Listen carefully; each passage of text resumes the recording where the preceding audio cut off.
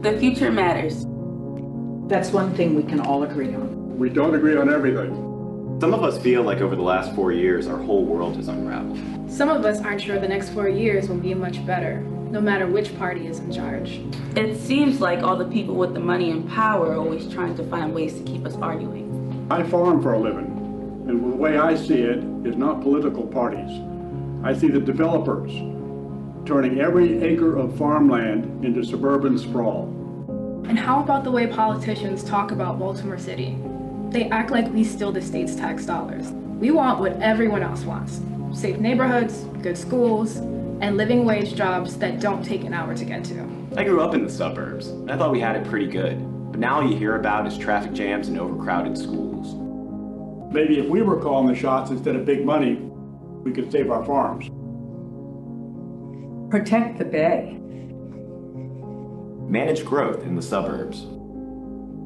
Reinvest in the city. I'm Stuart Pittman, and that conversation was a lot like what I used to hear as a community organizer. It was regular people coming together because they care about the future. And they were thinking outside of the political boxes. And I'm William Rao. Now my day job is all about fulfilling a promise in this small but divided town, to bring people together around a vision. Will and I have both witnessed the power of diverse people working together to plan for a better future. And we both discovered that the process works best when managed by an independent, people-powered organization. That's why we've created Future Matters. Future Matters will convene tough conversations like confronting racism, Creating affordable housing, multimodal transportation for all, putting health first, restoring biodiversity on our land and in our water, investing in workers, and most important of all, how to build a supermajority coalition of voters who won't take no for an answer. Let's get this thing started now. Go to futurematters.us. Fill out our launch survey And tell us why the future matters to you.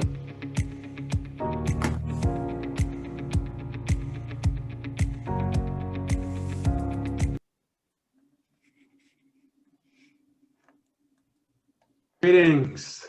Good evening, you all, and thank you for joining our Future Forum.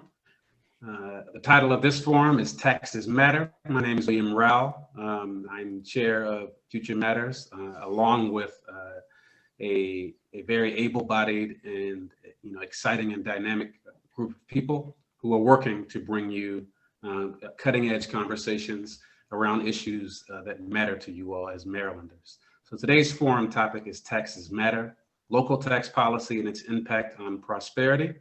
This being Thursday, February 25th. Today we have an opportunity to not only talk about taxes, but to also have an illustrious panel who will be joining us. So right now I want to thank you all for being here. I also want to introduce Stuart Pittman, who has led us with his vision on looking at some of these issues and what's important. And so, Stuart, we welcome you. Thank you, Will. And thanks for joining us, everybody. Looks like we've got a good group. Yes, we do. Yeah, you can hear me. The last topic, the first topic that we did for these forums was land use. And I joked at the time that probably more wars were fought throughout history over the use of land than anything else. And now we're doing taxes, and that's probably the second most common cause of war and social conflict is taxes. So we're not shying away from the difficult issues.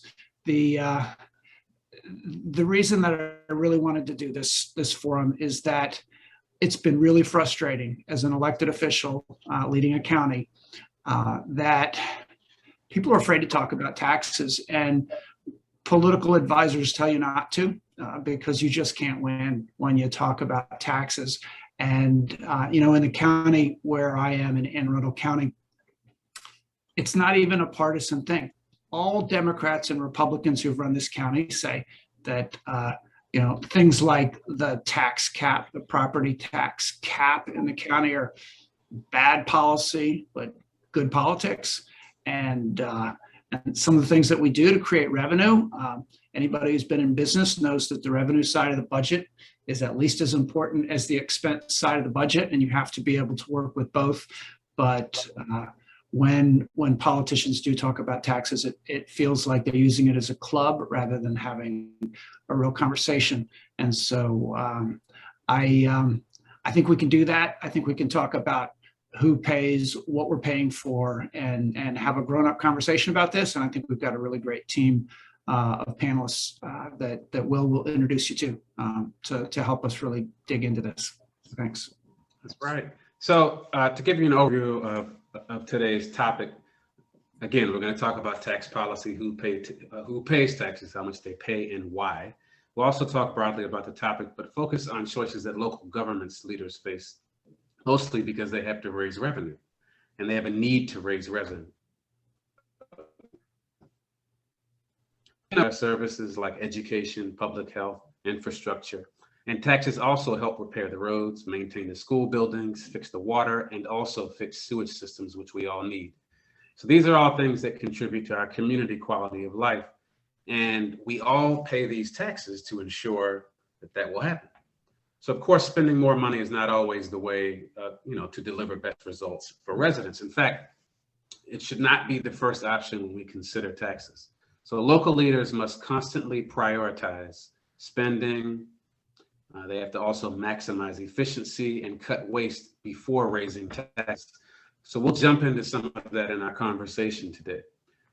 One last piece is that if new revenue must be raised, then we face the question of how best to raise it. And that's the question we need to deal with today. So Stuart has told us about why it's important to talk about this. And he's also framed a little bit of what our conversation is going to be. And he also talked about why we chose to talk about this subject matter when our first subject matter was land use. So right now, I want to do is introduce you all to our panelists. We have an awesome panel today. And, we want to introduce you to this panel so you have an opportunity to learn more about them, but also to hear their perspectives and their experiences around taxes. So what I'm going to do is I'm going to introduce you all as panelists to our audience. And I'm hoping that you all give us like 45 seconds or less of why you think it's important to talk about tax policy and something you hope to take away from today's discussion. So I'll jump this off by first introducing County Executive Rushern L. Baker III. And he is the president and CEO of the Baker Strategy Group, where he advances projects, initiatives, and ideas that make the world better for others. He previously served as the 7th county executive of Prince George's County. Thank you for being here, County Executive. Next up, we'll have. Go ahead. Go ahead, Rushern. Yeah, I was going to. Do you want me to hold Will or now? Actually, now would be good. Okay. First of all, I'll be real quick. Will, thanks for having me today, and certainly thanks to County Executive Pittman for pulling this together. This is an important topic, as you said. As County Executive, you're faced with these issues, but I also was in the legislature, so I'm glad to have the delegate here today too. So what we not only fix roads and healthcare, but we also employ people in our county. So our county government in Prince George's County was 6,000 employees, and you had 16,000 school employees. And so the notion of where revenue comes and where it goes and why we need to raise it is an important one. So I look forward to the discussion today. All right, thank you so much, County Executive. So next up, we'll have Delegate Julie Polakovich-Carr. She represents Montgomery County's District 17 in the Maryland General Assembly, where she serves on the Ways and Means Committee. Delegate Polakovich-Carr. Good evening, everyone. It is a pleasure to be here this evening. We're actually about halfway through the legislative session. I think tomorrow is exactly the halfway point. And as was mentioned, I serve on a committee that spends a lot of time talking about tax policy. But actually, before I came to the legislature, that wasn't the case for me, but I'm actually really appreciative of having this new view about how important tax policy is for just so many parts of our lives and how much it impacts actually how our society works. And I think especially in a year like this one, where there is a long overdue conversation happening about social injustices and racial injustices, that the tax code absolutely should be part of that conversation as well. So thanks again. Thank you. We look forward to hearing more about that subject matter. So next up, as a panelist, we have Benjamin Orr. He's the founder, president, and CEO of the Maryland Center on Economic Policy, which is a nonprofit, nonpartisan organization committed to ideas that work for everyone and a public climate where they can prevail. So Benjamin Orr. Thank you. And yes, we believe that every Marylander should be able to achieve their full potential in a healthy economy that offers a widely shared and rising standard of living. And one of the major tools that we have in our toolbox as citizens and residents of the state is the state budget and local budgets, government investment in the building blocks of a modern economy. And how we pay for that is vitally important. Not only how we raise that money, but who pays, and if folks are paying their fair share, and if there are disproportionate impacts on the various types of taxes that we have. Delegate Polakovich-Carr is right that not only does spending sometimes have disproportionate impact, but also revenue raising sometimes can be disproportionately distributed, and not just across income, but even across gender lines and across racial lines. So these are moral documents, and it's vitally important. All right. Thank you so much, Ben. And one key thing, so as we move through this forum, there are takeaways, and we want you all to kind of note some recurring themes and some topics that we can expound upon later on. But one of those things that I heard you say, Ben, was impact. And so one key thing when talking about taxes is who is impacted, and how do we minimize that impact if it is egregious, or it impacts people economically. So what we also wanted to do is hear from not only our experts, but we wanted to to begin by hearing perspectives from people on the streets, from regular people whose lives are affected by the topics we're going to discuss today, but who don't live day to day in the world of policy and governance, and who probably daily don't walk around talking about taxes to their neighbors and people walking down the street. So that makes this a little interesting, because it gives us something to chew on, but it also allows us, an opportunity to hear from people in their language and their narrative about taxes. So what we'll do is we'll play this brief video now, and then our panelists, what they're going to do is respond to what they've seen and heard here. But before I do, one quick reminder from our audience that we want you all to please use the chat function or the question and answer function to ask questions as we go along, or provide comments that some of our panelists can respond to, as well as Stuart Pittman. So if you're on Facebook Live, what we also know is that on Facebook Live, it will be in the chat function, an opportunity for you to engage in some polling. But we also want you on Facebook Live to also ask some questions if you can. So feel free to to comment on the live stream feed, and we'll be monitoring those as well. So what we'll do is we'll jump into this video.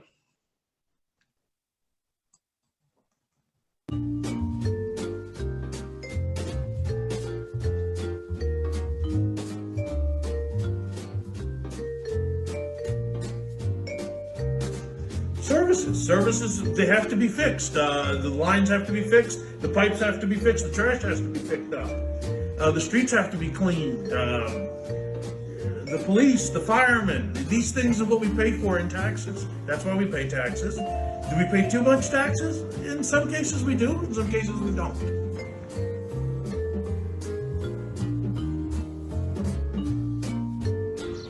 Is we pay a lot of taxes, and we work so hard, and the government take a whole tax bill for us.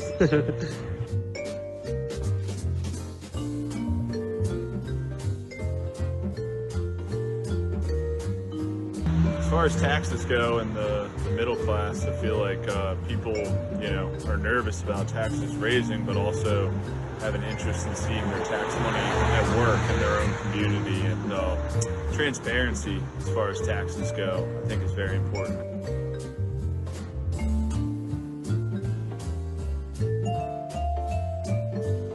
That the upper class should pay more, because even when the lower class is paying more taxes, we're not reaping any of the benefits.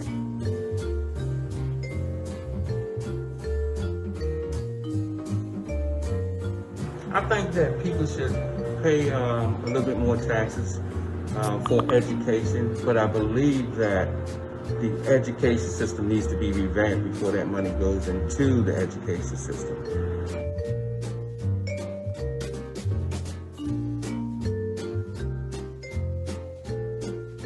Yeah, I think it should always be a class, you know, if you a lower class, you pay a lower amount of taxes. If you're a high class, a higher amount of taxes. I mean, that's just how it should be. As far as the money goes, then the more should be going to the lower end. So less taxes for the lower end income and more taxes for the higher end. I believe that if you make a certain amount of money, let's say $400,000 or more, that you should pay more taxes. I agree with that, only because we are in this together. We are here to support each other.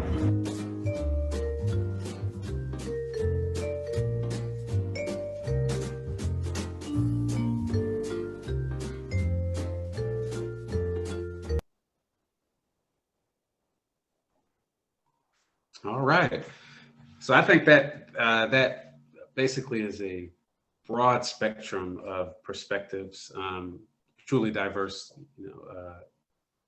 responses. Where'd you find all those reasonable people, man?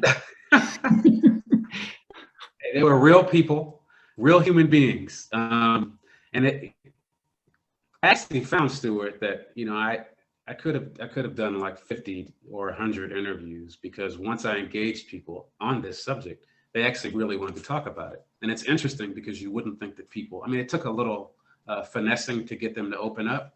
But I will say this, even with this subject, is that people probably don't get an opportunity to talk about it as much, right? Maybe during election years, they get an opportunity to talk about it, but it's really good that it's happening right now. So what I also wanted to do is give our panelists an opportunity to give some thoughts on what they heard, share your comments on it, and just, expound a little bit upon what you heard in some of those. So let's begin with Delegate Polakovich-Carr.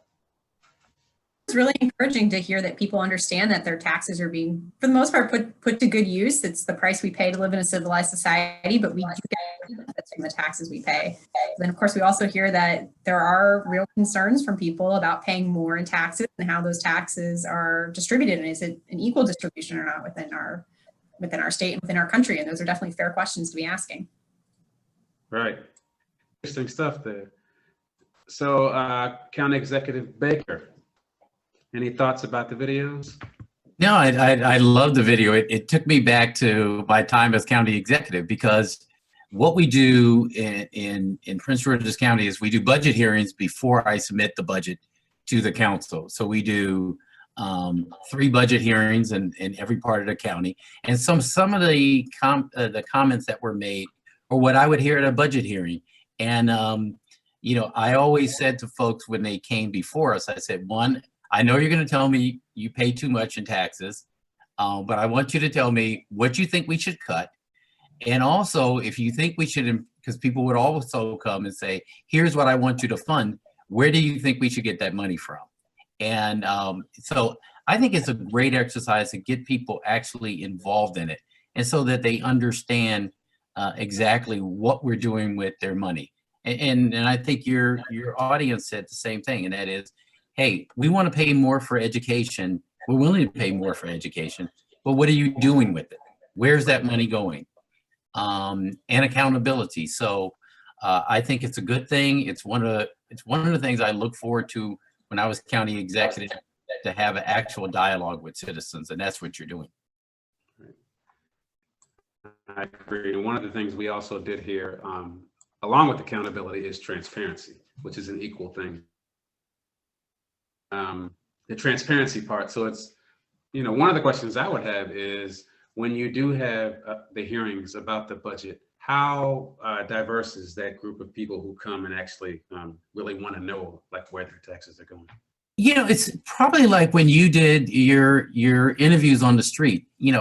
Prince George's County, like Maryland, is a very, it's a large county. It's urban, it's rural, and it's suburban. And so when we would be in a a suburban part of the county, a lot of the conversation was around transportation, roads, the metro system, what was going on.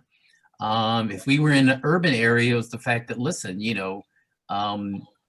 libraries were big, they were important, sprawl, job creation where they live, so they didn't have to travel as far. Healthcare was universal throughout. Education was universal. Most people felt like they paid a lot in taxes.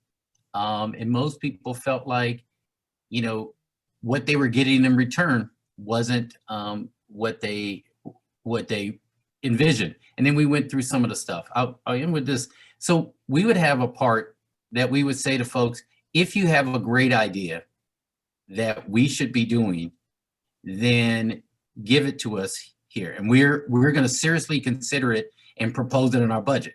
Now, I know when I first came into office, people were like, I don't believe that. You're going to take our idea, you're not going to use it. But we actually ended up making a policy decision based on a conversation in the southern part of our county that's still in effect today. Okay. All right.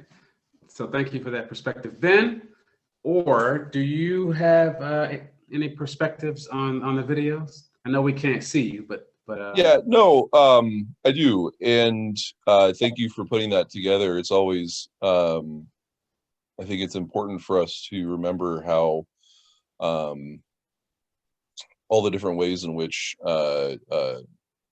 government spending and taxes impact people. And the, I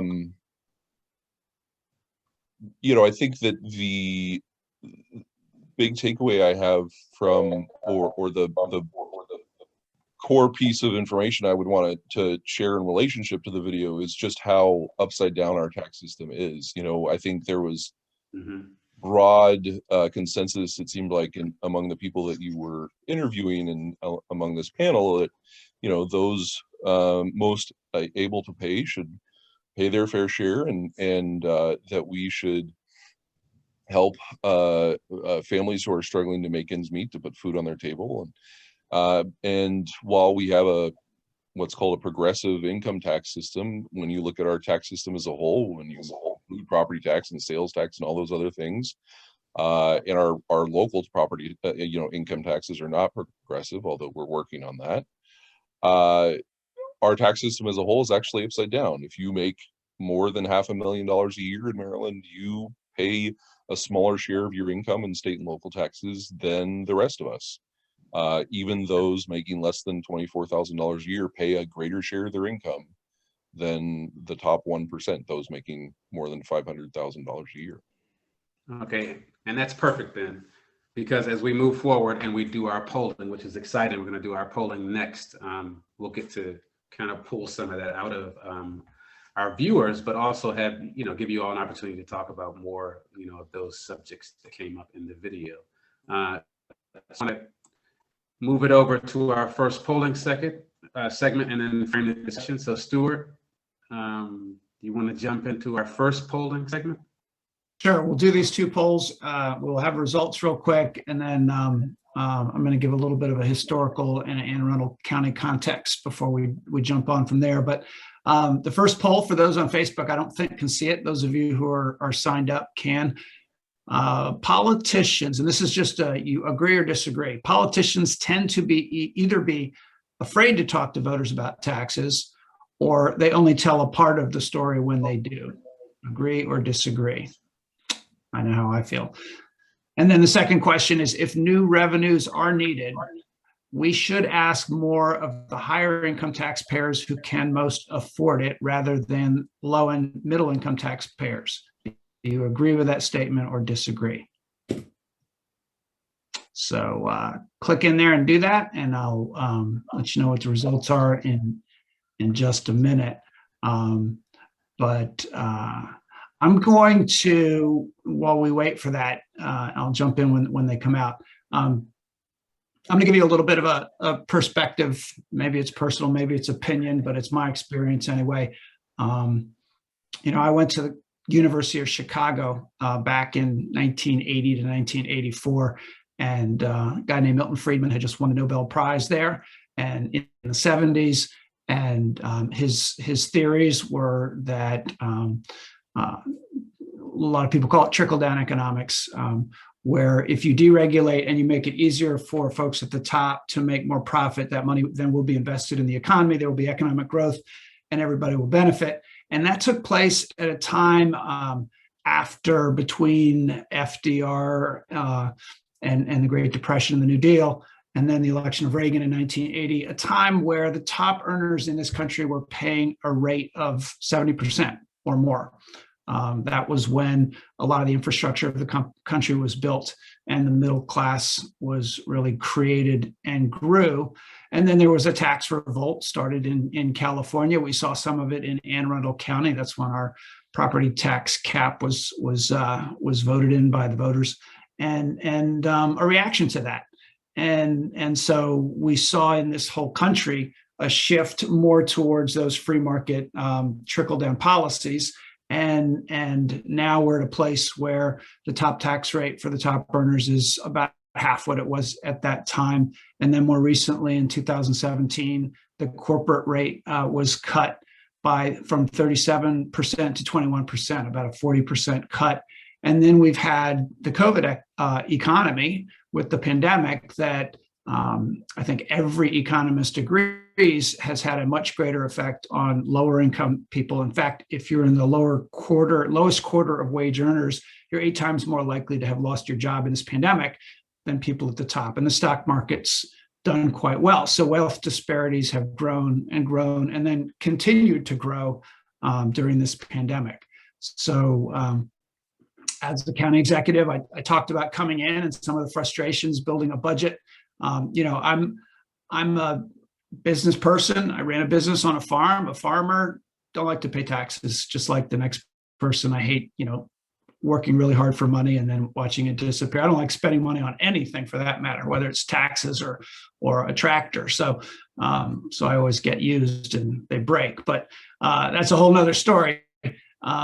Coming in as a county executive, though, it was interesting during the campaign when a couple of weeks before the election, the person I was running against had a table set up and had a group of candidates come, and they all signed a no new taxes pledge. And there was a space for Stuart Pittman and an empty chair. And the reality is I wasn't actually invited to the party, but the point was that I wasn't going to sign the pledge, which I had said, no, I'm not going to sign a pledge. I don't know what we're going to need in taxes until I know what we need, what we need to pay for. So that was the sort of politics. It's still the politics, and it's very frustrating. So I did exactly what County Executive Baker did. In fact, I have to be completely transparent and say that I'm one of his students at his Academy for County Executives across the country. I've been to his classes and learned a lot from County Executive Baker.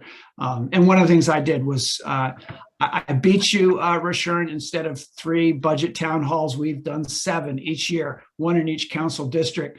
And what we did the first year when we knew we were going to hit a wall, that there was no way that we could even pay for our capital budget, much less keep up on public safety. We were 125 police officers short. Our firefighters were going out on apparatus without the required number of firefighters on them. And my gosh, our class sizes were growing and our teachers were they were starting to leave for other counties. Something had to be done. So we did these budget town halls and we looked at where we are compared to we did a real educational program and slideshow, and we still do, about taxation and all the sources of revenue and where it goes and what it pays for and what our options are. And so we raised both the income tax and the property tax. We're still one of the lowest in the state of Maryland in Anne Arundel County, and we're proud of that. But then this issue of progressivity came up, and I couldn't believe that counties now tax income at a flat rate. So we're at 2.81 in Anne Arundel County. Most central Maryland is at 3.2. And it used to be until 1999 that it was progressive, that it was a piggyback on the state rate, which does have a higher rate for higher income folks and a lower rate for lower income. So you'll hear a little bit more about that, I'm sure, from our delegate, who's got a bill that is working its way through the General Assembly to address that issue. But that's the place we are. And I find it very frustrating that even Democrats. I mean, I would say, and my friends on my side of the aisle will not like hearing this, but I think that we are not honest enough about what things cost. So when we talk about the blueprint for education, I think we could have been more clear about not only part of how it's going to be funded, but all of how it's going to be funded, and talk about the taxes, so that then we're not under attack by the other side by saying it's a tax increase as opposed to an education bill. And then, you know, for the governor, he talks about a third span across the bay, an $8 billion project, without any conversation about how it's going to get paid for. So both sides need to talk about how we're going to pay for stuff. And that's just one of the things that burns me up about politics, is that we're not honest enough about it. And these town halls and education are the way to do it. So hopefully these smart folks will help us figure out how to talk about taxes a little bit more. Yeah.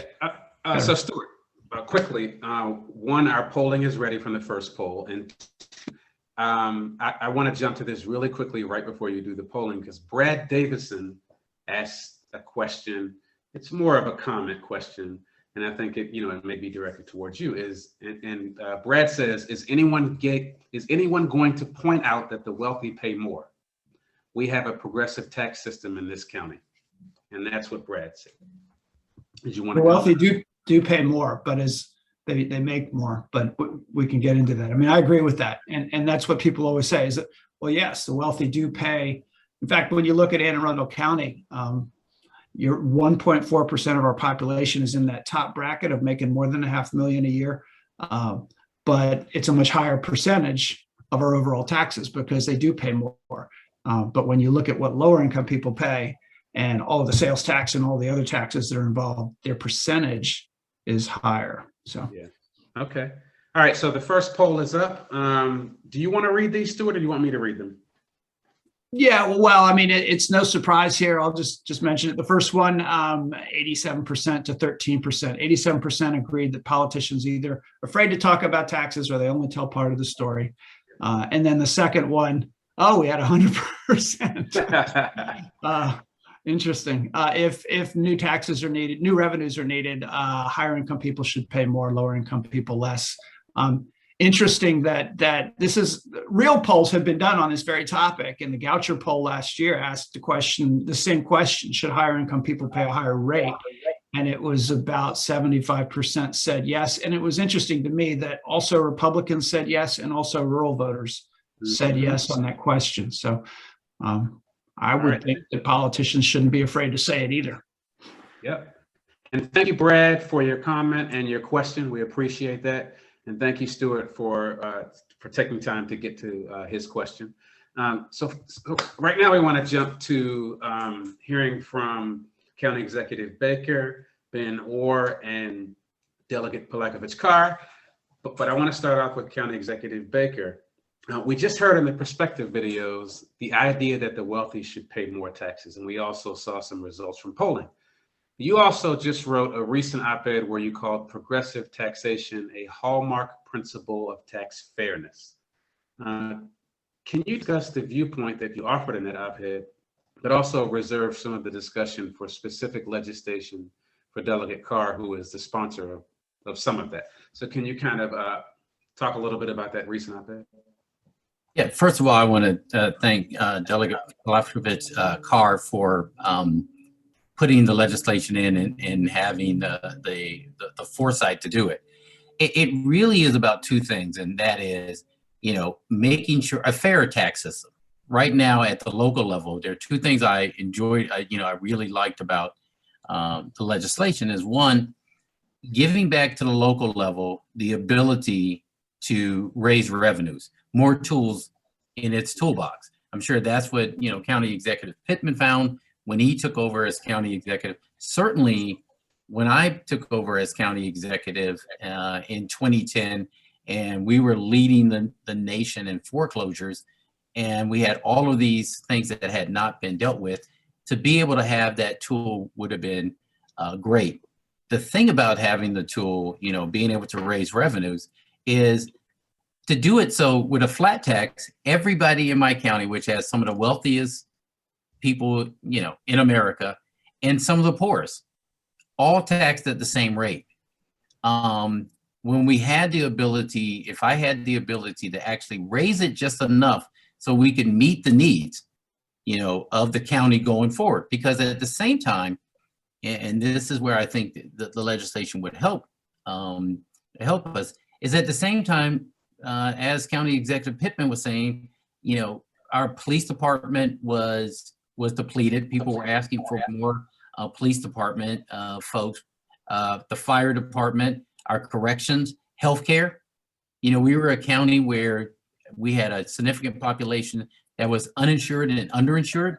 We had a hospital system in Prince George's County where we actually paid for the hospital system ourselves as a county, but yet we didn't have the tools to, and nobody wanted to lay off employees. We had 6,000 employees. So one thing, you know, either running a business or running a county or running a state is you either bring in more revenue or you cut. And sometimes you do both. And in my case, you know, we cut revenues by 5% for the first 3 years as county executive. Expenses, you mean? You cut expenses, not revenues, by 5%. Yes, we cut expenses, thank you. We cut expenses by 5% for the first 3 years. Thank you for saying that. But the only places we didn't. Because you grew revenues, not only because of the increase, but because you grew your economy, but that's a whole nother.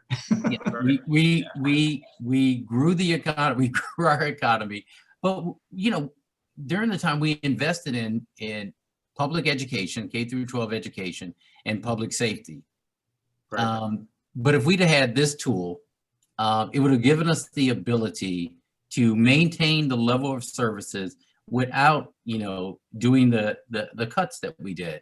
And it also would have helped us generate more income. So I want to thank the delegate for, you know, her hard work and her foresight in doing this. And that's why I support the legislation. All right. Thank you so much for that. And you know, one of those things obviously that everyone talks about is funding education. And how do you fund education without making the tough decision to raise taxes, right? And is that widely accepted? And do people, you know, connect the dots around, if you want to increase and provide better services, something has to pay for that, right? So that makes it a little tough. So next, I want to jump to Delegate Polakovich-Carr because you're the sponsor of the Local Tax Relief for Working Families Act that County Executive Baker was writing in support of. So can you tell us a little bit more about it? And, you know, speak a little about why you think it was important to introduce this legislation. Thank you for the question. And County Executive Baker did a great job talking about and speaking to why our county leaders need this flexibility. So I'm proud to be working with Senator Jim Rosapep to sponsor this bill this year. And I will note that actually I'm continuing the legacy of a former delegate, now Baltimore City Council President Nick Bosby, who sponsored this bill last year and got it passed through the House last year, although we didn't make it across the finish line because of the shortened session last year. But basically the legislation is enabling legislation, which is tax speak for saying that it doesn't force a county to do anything differently, but for the counties who want to make use of the authority in the bill, they could, and that they could set different tax rates for different income brackets within their county. That's exactly how we tax people at the federal level and at the state level. But under current state law, counties have to impose a flat income tax on all taxpayers in their jurisdiction. Flat taxes are just inherently regressive. They disproportionately hurt the lowest income and middle income families, and having a more progressive tax system that allows for higher tax rates to be set on higher income people is simply a fairer system. So this legislation just gives county leaders that ability to set different tax rates for different income levels, basically within their jurisdiction. And the thing about this legislation is that counties could use it to actually make their tax code much fairer by cutting tax rates for the lowest income or even middle income residents in their jurisdiction. But they could also use it to raise additional revenues if they needed to, and especially during this pandemic and in a time when there are, you know, a lot of local governments and states that are struggling to meet and to fund the basic services. That would be another option on the table. Right. Can I ask you, what are some other ways that you're working for a more fair tax code at the state level with the, with others? I'm proud to be working with a number of other delegates and senators to pursue that goal. There's a great coalition for folks who are maybe with organizations who are interested in getting more involved called the Fair Funding Coalition. Ben is one of those people who's helping to provide some support to that coalition. But basically, we have a number of bills this session that are looking to close corporate tax loopholes and to ensure that especially wealthy individuals are paying their fair share of taxes. There's a lot of very technical things in our tax code that make our tax system unfair, really, for the vast majority of us. And so these bills are collectively looking to address some of those most egregious examples, to raise some additional revenues for the state, and to make sure that, for 99% of Marylanders, that we actually are not paying an undue burden in terms of our taxes. Right.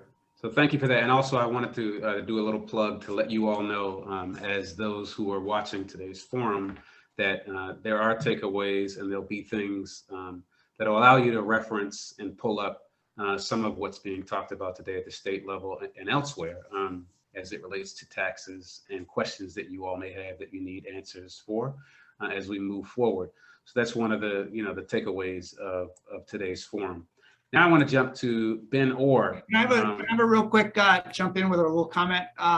Because I just noticed that we have with us one of my peers from Frederick County, County Executive Jan Gardner, and she has helped to get this bill moving forward. She also has been very involved in the Maryland Association of Counties, and we got MACO to support this bill as well. A bipartisan organization, very bipartisan, supporting this progressive tax bill, or the Tax Relief for Working Families Act. Is it possible? Oh yeah, there she is. And Frederick County is a lot like Anne Arundel in a lot of ways. So I've learned a lot from Jan, and is one of the other counties that could use this authority if it passes, to do a progressive brackets. Are you there, Jan? I am. So thank you. It's been very interesting to watch us. It's nice to see my friend Rashern Baker, who I haven't seen for a while. And I think this has been great. The conversations that are happening on this forum seem to be identical to what I hear in my own community. And we're all trying to do the same thing. And if I go back long enough, when I was in college, which is a long time ago for me, I'm older than you, Stuart, I took a class on government fiscal policy and fairness in taxation, and making sure that you use your tax policy to create a thriving and prosperous community were topics of discussion. So I really think how we communicate this to the public is really important. I once had somebody come up to me and say, the county never does anything in our part of the county. And I said, well, what do you want? And the person was flabbergasted and didn't know what to say. And so I think sometimes, we really have to ask people, what do you want? What do you expect? What do you think you get for your money? And how could we do it better? And I think that's just really important. So I appreciate the conversation. I do support the bill that's in the legislature, and thank you for introducing it. Thank you. Thank you very much. And I have to tell you, County Executive Gardner, that when I was about to do my first budget town halls, I watched a video of you doing budget town halls and learned a bit from that too. So thanks for that. Well, I came in before County Executive Gardner, and she was amazing, so I watched her. All right. So Ben Orr, can you give us more context here? So how do progressive income tax brackets work? So we're going to go all the way down to the foundational level. Can you explain essentially that to us?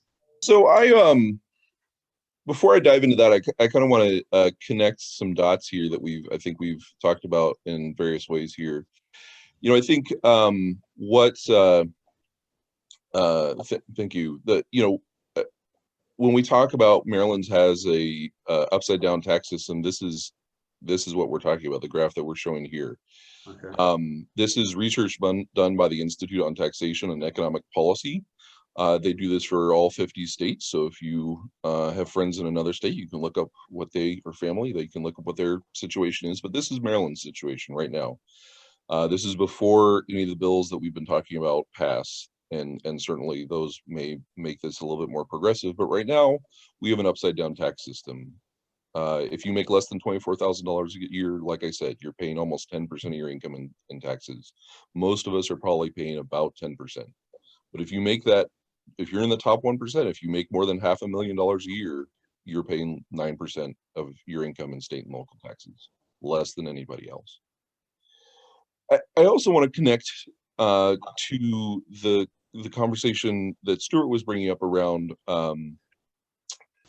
sort of how these debates have played out across the country in California and Colorado, and even here in a variety of county jurisdictions around tax caps and this idea that somehow trickle down economics works. You know, I always push back and say, you know, money is a gas, not a liquid. It floats up, it doesn't trickle down. So you inject at the bottom and it rises to the top. And when you look at places like Kansas, for example,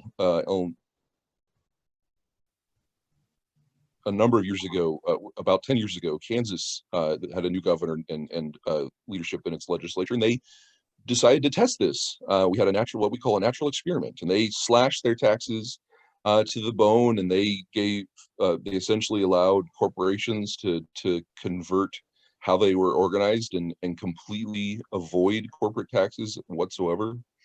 And the end result and the claim was that this would benefit everybody, that it would boost their economy, etc. What actually happened is there were school districts in Kansas that had to go to 4-day school weeks. Kansas performed worse than all the surrounding states around them for the next 5 years or so economically. It decimated them, and now this very conservative legislature, still very conservative legislature, has begun rolling back those choices that they made a few years ago because they saw the absolutely devastating impacts of those things. Right. And I'll just put in a plug for my own organization.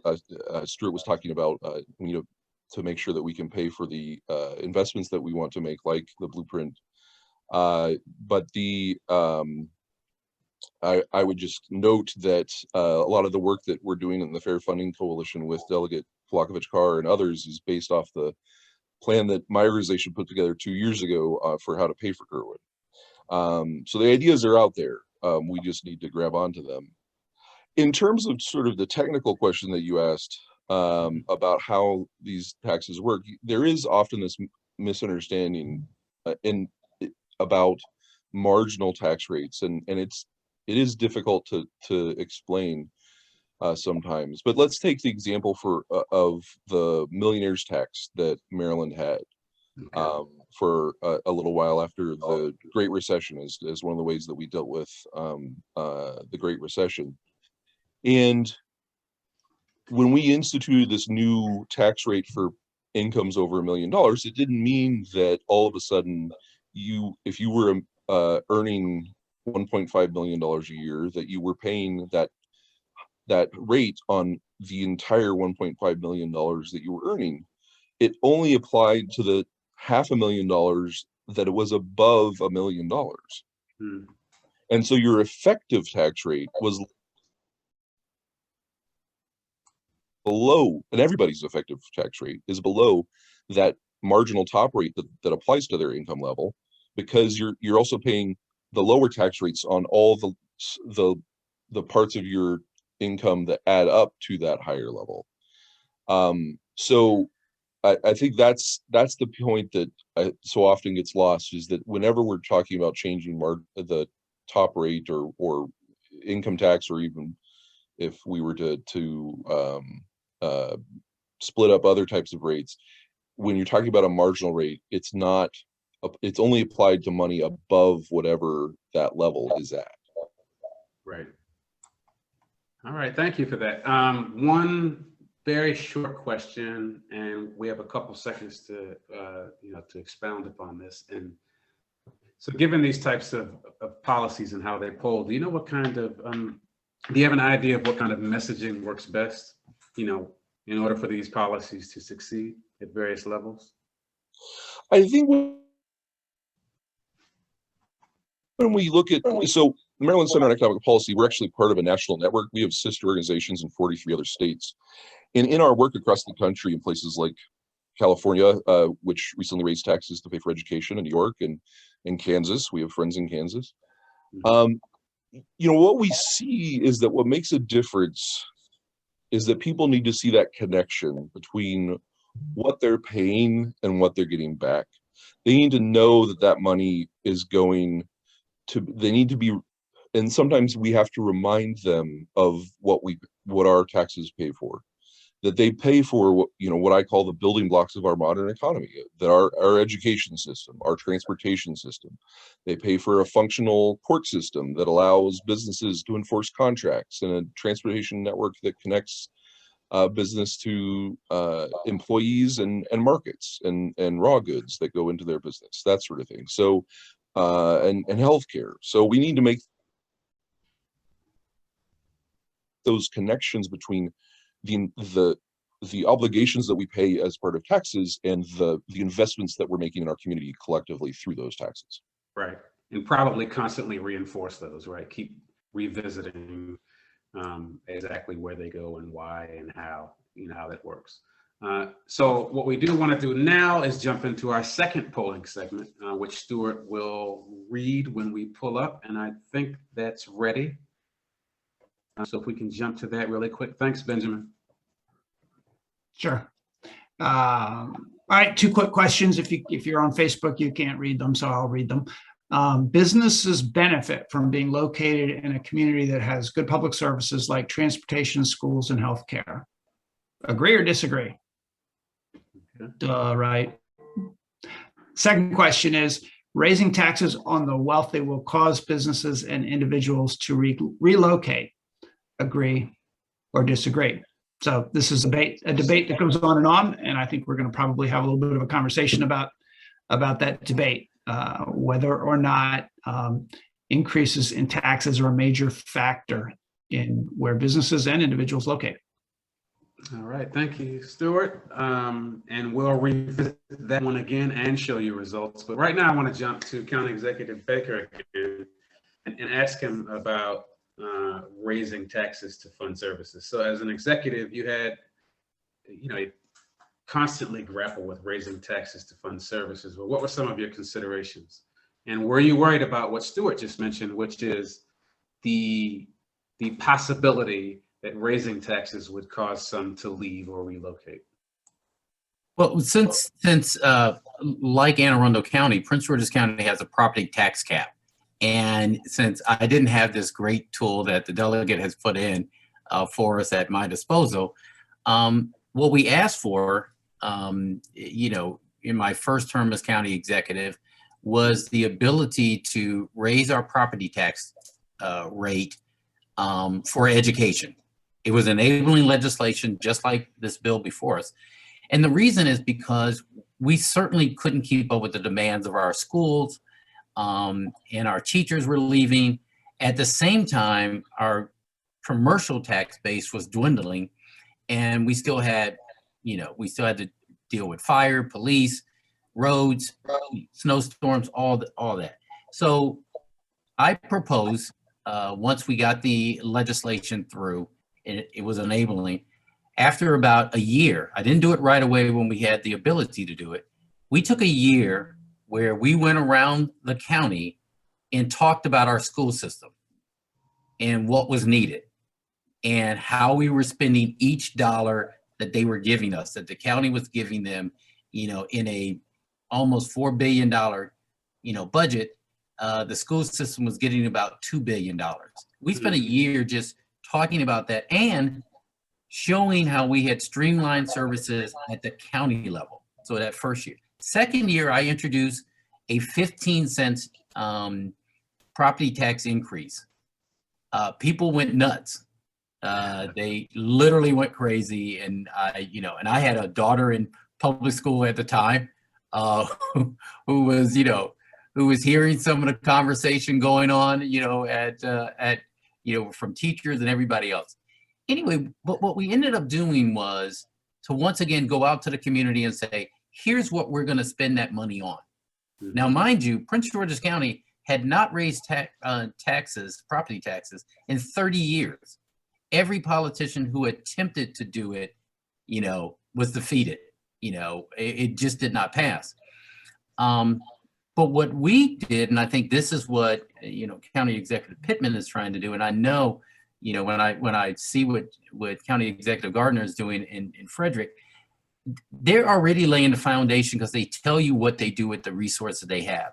So we decided before we submitted a budget to the council that we would go on a district, this is when we did a district by district, you know, until you drop dead interview with residents about the, you know, the property tax raise. At the beginning, we did some polling. At the beginning of the time we took about maybe 2 months to do this. At the beginning, the polling showed that 60% of the people in the county were against the property tax increase. My polling number, which were at 70% favorability, were dropping fast. By the end, people still didn't like, so by the end of the 2 months, people were still against the idea of having to pay more, but they understood why we asked for it, and it reversed. 60% of the public were against spending more for education for these particular programs that would make their life better. And we also said to them, if you want to see more businesses coming to Prince George's County, just like the state, I serve on appropriations, so I can tell you this, businesses make decisions based on the public education system and whether that community is going to be around for years. We said, if you want to attract more businesses, we need to do this. We need to improve our public education system. And they were in favor of it. Now, we didn't get the 15 cents because I think the conversation around elected officials were scared, but we did get 4 cents. So the 4 cents was the first time we had raised taxes in Prince George's County in 30 years. Not a single person lost their seat on the council. My favorability went back up, and we put more money into our education system. And to close it off, we actually increased our commercial tax base because we could attract businesses there. But it was a hard conversation. And that's one of the things that has to happen when you're talking about taking people's money. Absolutely. And one awesome thing is Ben can actually talk about in general, like, you know, across Maryland, like what some of the results were when we do raise taxes, like have people actually left or, you know, alludes to what some of you were saying, County Executive. So Ben, with that question, like when we do raise taxes in Maryland. Yeah, so the short answer is that people don't, on average, people don't move because of taxes, and corporations don't move because of taxes. You may hear 1 or 2 anecdotes, but when you look at the data, that's not what businesses and that's not what people make location decisions based on. The survey data shows that individuals choose where to live based on climate, based on where their family is, based on you know, what are the amenities they can give their family or where they got a new job. Businesses focus on things like a highly educated workforce or proximity to the resources that they need to make their product, or transportation hubs.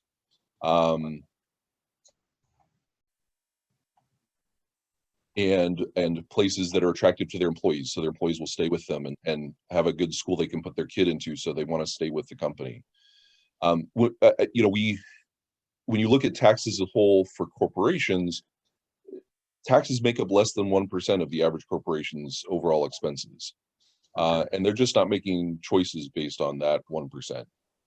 I think the story about Amazon, for example, is a great one, where you know, there was this huge competition over headquarters 2.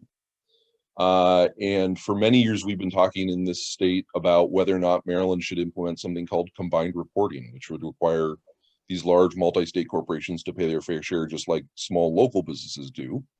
Right. It's a loophole that small but local businesses can't take advantage of. And the claim has always been that if we did this, never mind that more than half of states in the country have this combined reporting already, but if we did this, we would drive businesses away. Okay. Well, where did Amazon decide to locate? They specifically located in a place in New York and in Virginia, in places that had combined reporting. And same thing with Discovery. Discovery left Maryland, not because we implemented combined reporting. We didn't, even though that was the argument that they would leave if we did. They moved to a state with combined reporting. And of course, the reason they moved to New York was because it's a media capital and they're a media company. So of course they're going to want to locate in proximity to their peers. Tax policy didn't weigh into it.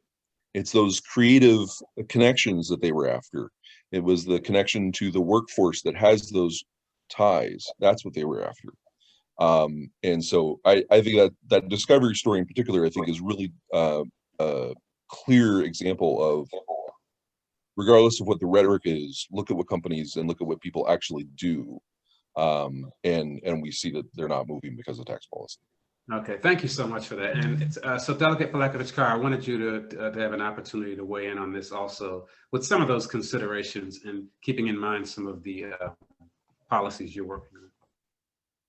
Yeah, I would agree with what my fellow panelists have said, and won't belabor the point, but I'll just say that if anyone is interested in learning more about this, I read a great book last year called The Myth of the Millionaire Tax Flight that actually was written by academics who studied actual tax return data from, I don't know, millions of Americans and analyzed the patterns of where people move to and kind of picked apart, the arguments on this. And as Mr. Orr said, there's a lot of other factors that go into why people and businesses choose to locate where they do. And it was a good read and I would recommend it. All right. Thank you so much for that. So Stuart, I hear we have the results from our second poll. Ben, do you want to pop those up so we can take a look at them? All right, there they are. Well, we didn't get 100%, but we got 98% on the obvious question that businesses do locate based on where there are good public services like transportation, schools, and healthcare. And we've talked about that. 98% said that. And then a little more spread here. The question was, raising taxes on the wealthy will cause businesses and individuals to relocate. Do you agree? 15% said that they do believe they do cause businesses to relocate. And so 85% said they disagree.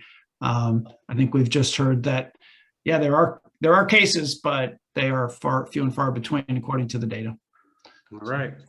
Thank you for that. So now we want to jump. I want to do a time check for all of us. 6:04. We want to honor the time of those who are watching, but also our panelists. So we want to get it an opportunity to make this really interactive and pull some of the questions that we have for our panelists. So I'm going to throw a couple of those out there. One thing we said earlier, so we did talk about impact, and I pulled out that we would talk about impact because that's something that's very real and people are concerned about that. So one of the things we really haven't talked about is impact on jobs. So this is for our panelists, so whoever feels that they want to jump in and give a brief question or comment about this one. So what, if any, is the correlation between higher or lower taxes and job generation?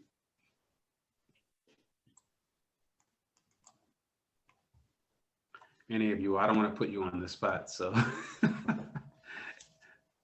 Does anyone want to speak to that? I can just say, I mean, it really was not a correlation at all, quite honestly, in attracting businesses. Not to belabor a point, but when I served on appropriations, I served at the time that the state gave a business tax cut.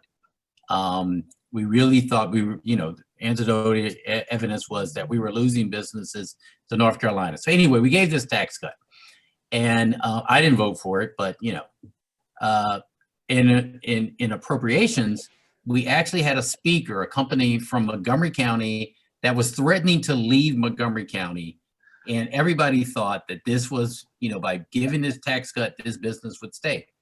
Well, the business stayed in Montgomery County. The guy was invited to come to speak to appropriations at our pre-session meeting. He gave a long speech, which was very boring. At the end of it, he didn't say anything about the tax cut. So the chairman of appropriations, Pete Rawlins, asked him a question. He said, "Great speech," which was a lie. He said, well, why, did the tax cut we gave you influence you to stay in Montgomery County? He said, no. You want to give me a tax cut? That's fine. I want to make sure I understand the ground rules before I go in.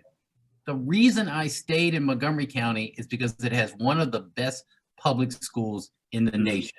And therefore, if I'm going to attract the type of workers I want and the long-term, survivability of my business, this is what I need. I need to know what amenities you have. So I answered a question like this. How we built our commercial tax base in Prince George's County was, one, by making sure that we were investing in public education, that we could show businesses when I talked to them, whether it's Whole Foods, Harris Teeter, whether it's anybody else that was coming in, I could show them how we were putting resources into our public schools, how we were putting resources into healthcare.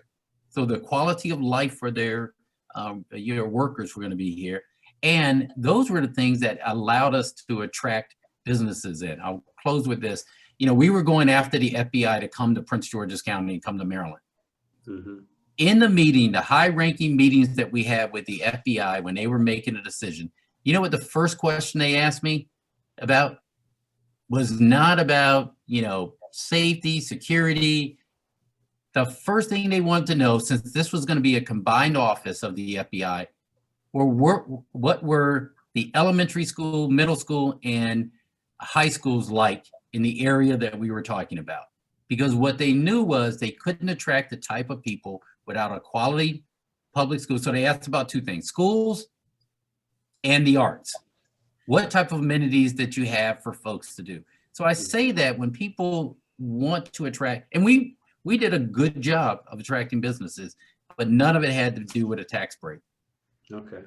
I just saw a comment in the chat from Britt Griswold saying transportation fits this need criteria as well. And I got to tell you that I remember meeting with a very, very large employer near Fort Meade, contractor, and who said, when we interview these young people for these jobs, and then we tell them that you need a car to get there, that we don't have a town center, we don't have public transportation, we don't have a place where people can live close to where they work, they say, well, I'm not interested. Our last forum was about land use and the need for transit-oriented development and all of that. But it's a huge issue if you want to get the workforce of the future, transportation. And the connection is also with the workforce and schools and all the other amenities. The fact that you're building a sustainable customer base. So obviously you want to have a healthy, vital customer base as well. So that's sustainable for businesses.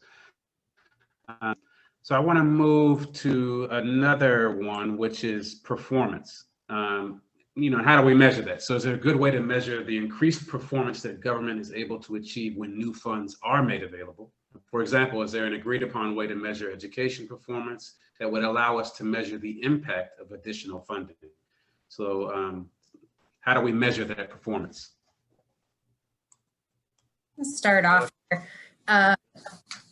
I think transparency, this has been kind of a reoccurring issue tonight, and it's a good issue, and people should want to know and be able to know where their tax money goes to. And I think it is something, especially at the state level, that we've struggled with a little bit in terms of showing some of the outcomes of some of this money. Now, I'll note that the General Assembly has a nonpartisan entity that's kind of like the Congressional Research Service. It's called the Department of Legislative Services, that does do not a lot of analysis and oftentimes will publish reports and analyses of data, and that can often be a good source to look to. Sometimes I'm not even aware of all the things that they're putting out on that front. But in other cases, the information just simply isn't collected. And so in some of my work on other pieces of tax legislation, that's kind of been a push for me, is to have better reporting and accounting back on programs, especially when the state is offering, say, tax credits to businesses that are supposed to be incentivizing economic development. Well, let's actually collect that data so that we can know after this money's been given out, has it been working, and make an informed decision as to whether or not this tax credit should continue. So actually last year, the General Assembly passed a piece of legislation that I sponsored that's now law, that actually creates a public database for information about a number of economic development tax credits that are issued by the Department of Commerce, and to provide more accountability and information, and not just, okay, which businesses got money and how much they got, but how many jobs were created, what was the average salary of those jobs, so people can really see for themselves, is this money paying off or not? Okay. And this really important. We started to collect that data from our economic development team as well. Because if you don't do that, it's seen as just corporate welfare, and you're just giving money away to campaign contributors and whoever has a relationship, and there's no real data on the real impact of it. So I think we're getting there on that topic. Yeah, I would say we did the same thing. And I don't know if the county executive is doing this, but we use our county stat office to actually put it online. The progress we were making in each one of our agencies with the revenues that we got in. So if we created a Department of the Environment, so that was available for residents to see, here's where your dollars are going. And we actually had the school system tell us the same thing. For the increase, where did it go? How is it being used? So people could see it. At least they could ask the question of us. But more importantly, they knew that what we were saying we were doing with the money. So that was one of the ways that we did.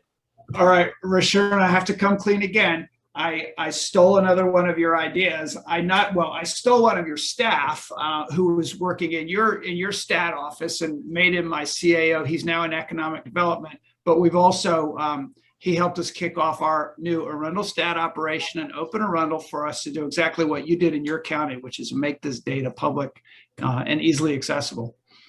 Yep. It's governing for the future. I mean, it's the way everybody's going.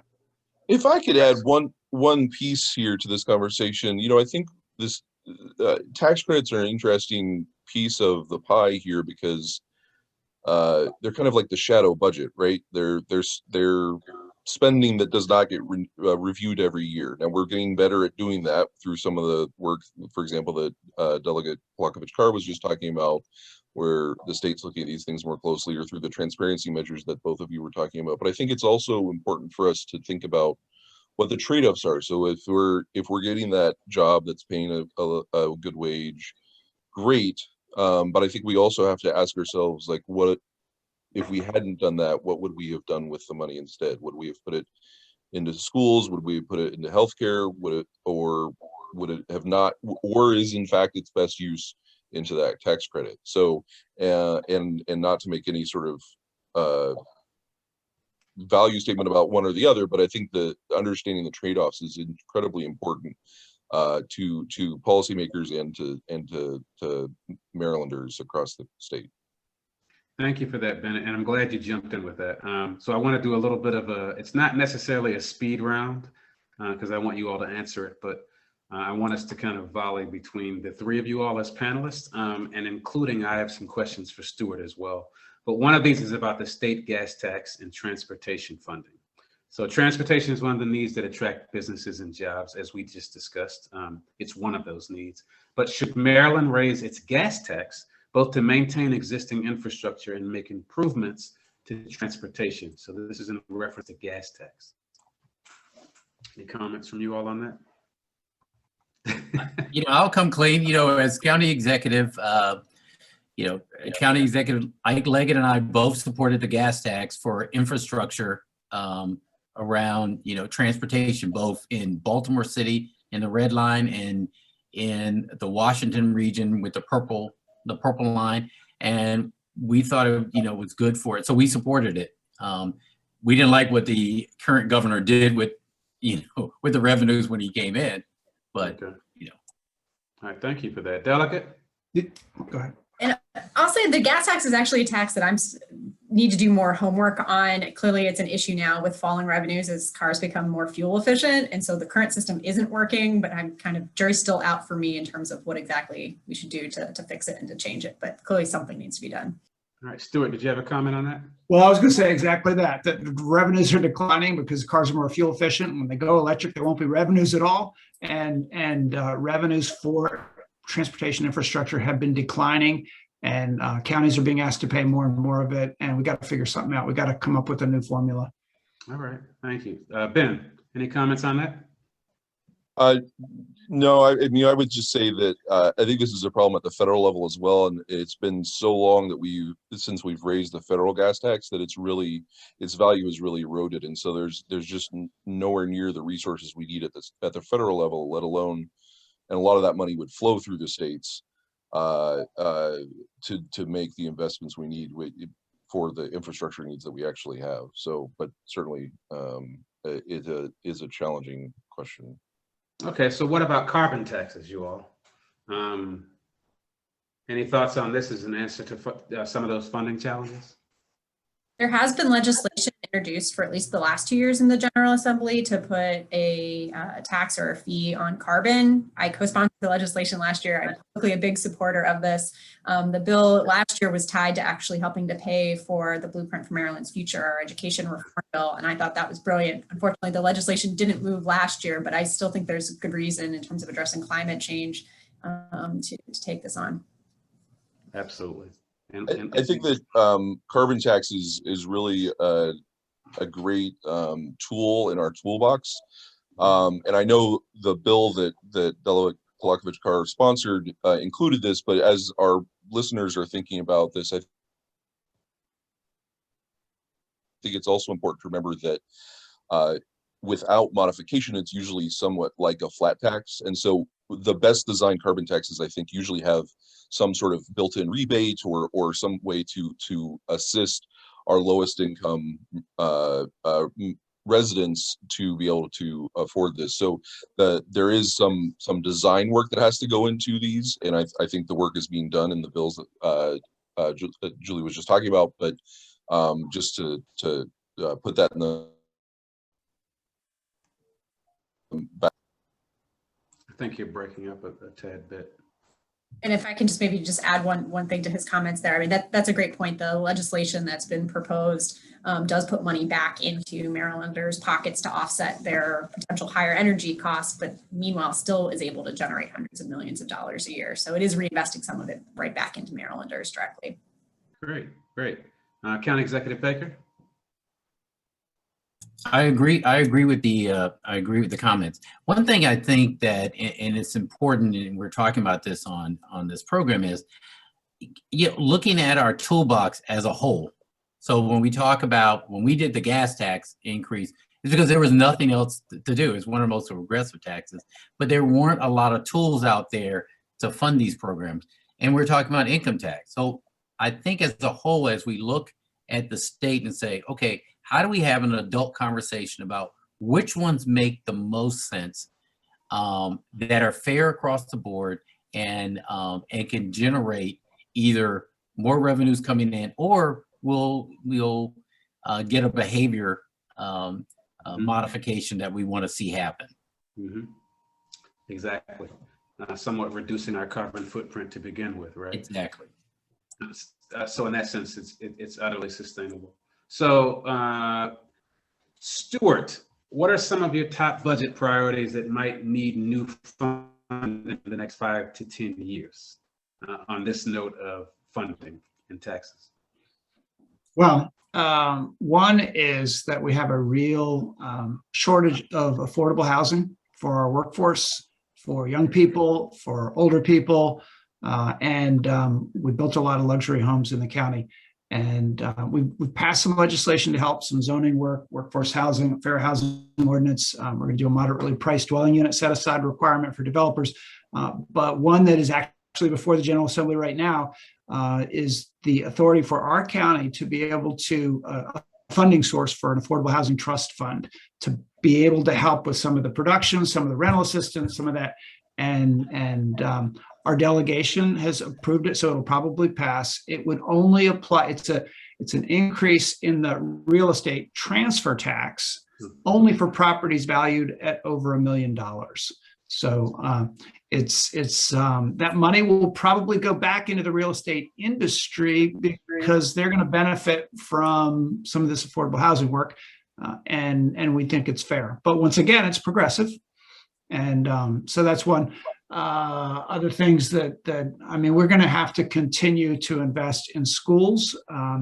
the safety net that had a lot of holes in it that were identified during the pandemic. We've created programs that have been federally funded, and that's been great, but we're going to need to continue some of those.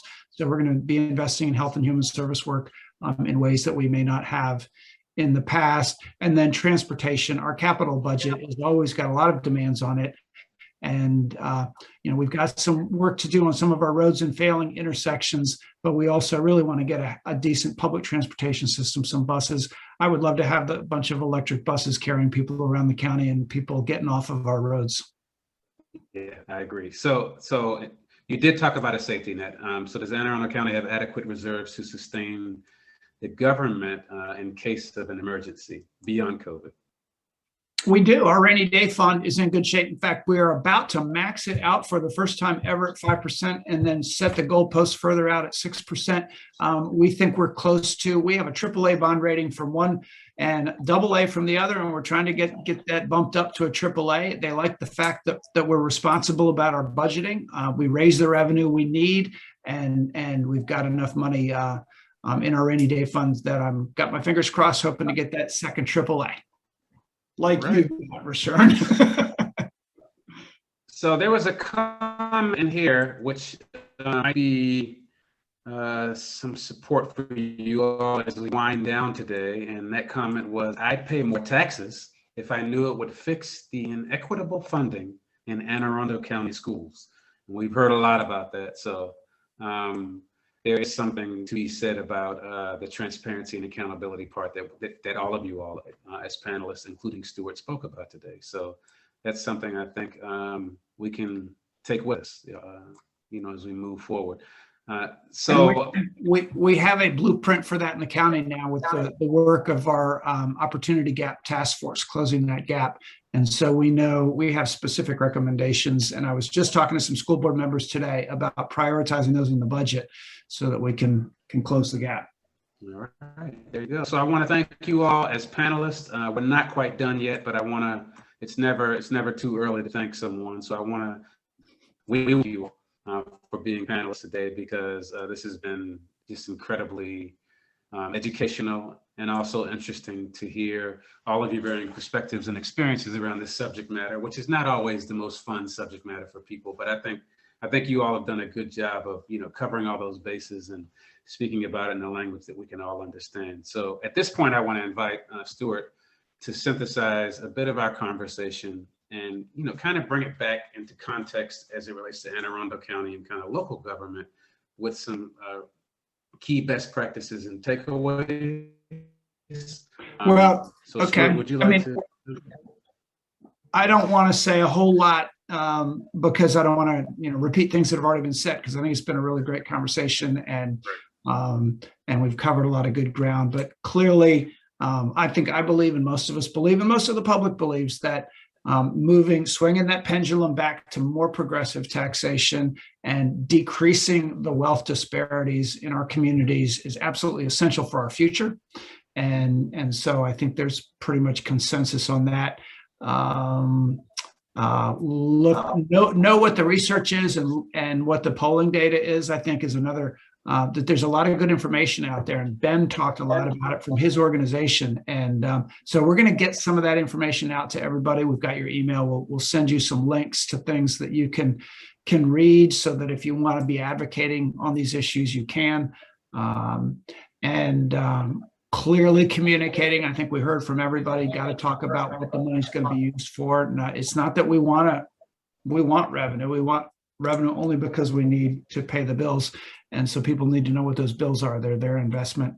And transparency. I think, town halls and open data portals and all of that good stuff. And that really is, I think, it's going to be our get out of jail card, or our get through this boundary, this barrier that we have that makes it so hard to talk about this stuff, is that we get really, really good at showing the public what exactly is going on with their money, and that'll help to get us where we want to go. All right, thank you, Stuart. And so on that note, we want to remind you all that one key takeaway for the forums is an opportunity for you all to be plugged into links, resources, and further information, but also to hear from our panelists about ways you can support some of those other efforts, and also have kind of a bird's eye view on future matters as they move forward in relation to taxes and what impacts you where you are in the state of Maryland. So I want each of our panelists to give a plug and talk about some of their work, or rather how some people can connect to some of your work. So who wants to begin with that?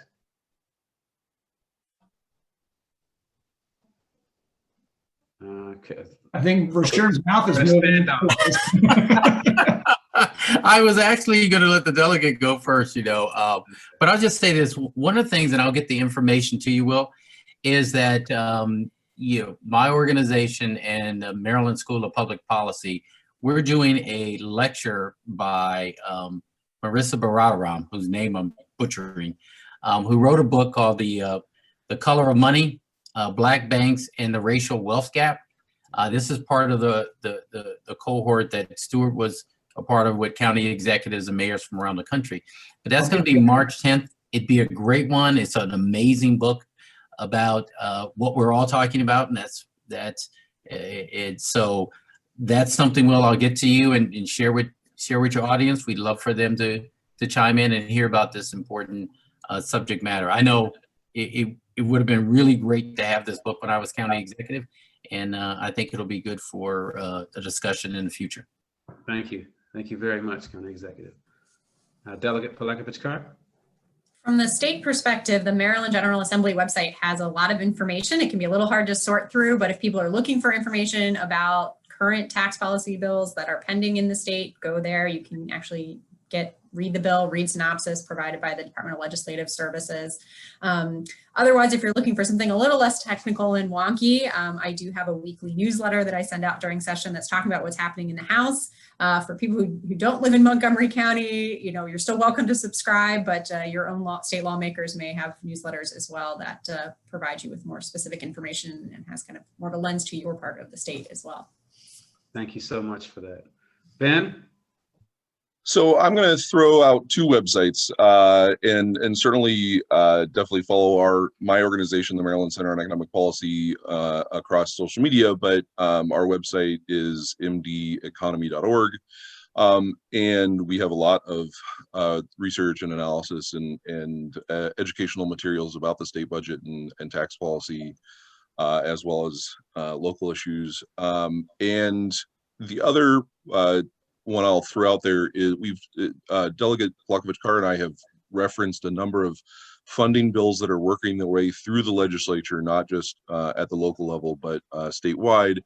And so if you go to fairfundingmd.org, that's fairfundingmd.org, then you'll be able to follow along and participate in the conversation that's happening right now about how to raise revenues at the state level.